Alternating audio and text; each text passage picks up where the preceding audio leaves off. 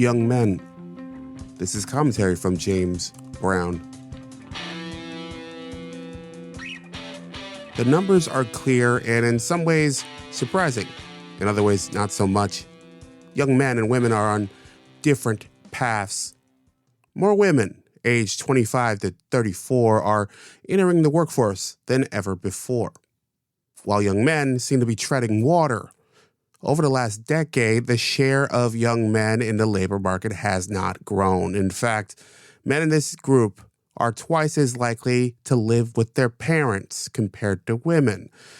And there are more of them neither employed, nor in school, or in training programs.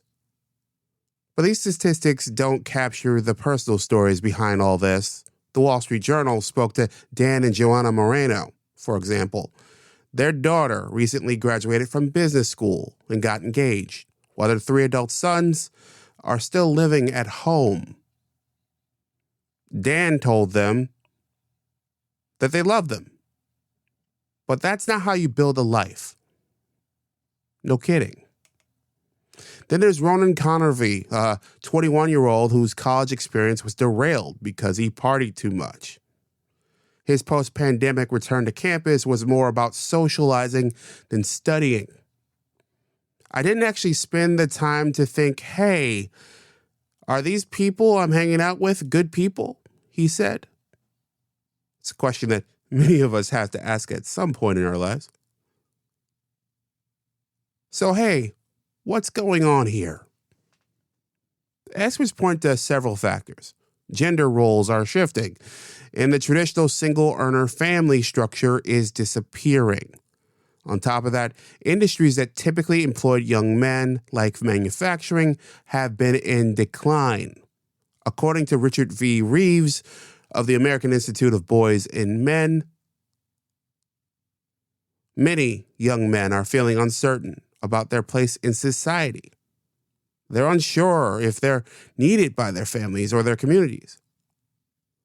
As family formation fades, or it's at least delayed, young men are left asunder. I know I certainly felt that way.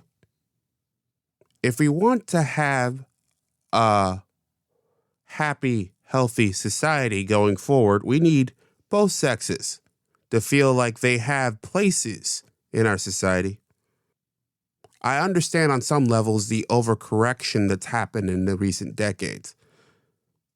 Women were shunned from the workplace for the most part in the first few centuries of American history.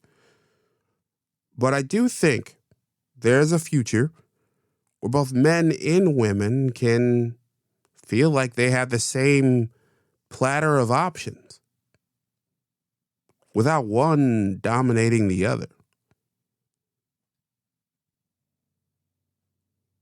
The question I have for you all is, what can be done to help these young men find their footing again? How would you do it? Or should we worry about this at all? Let me know in the comments and support my work at jamesbrowntv.substack.com. On that note, I'm James Brown, and as always, be well.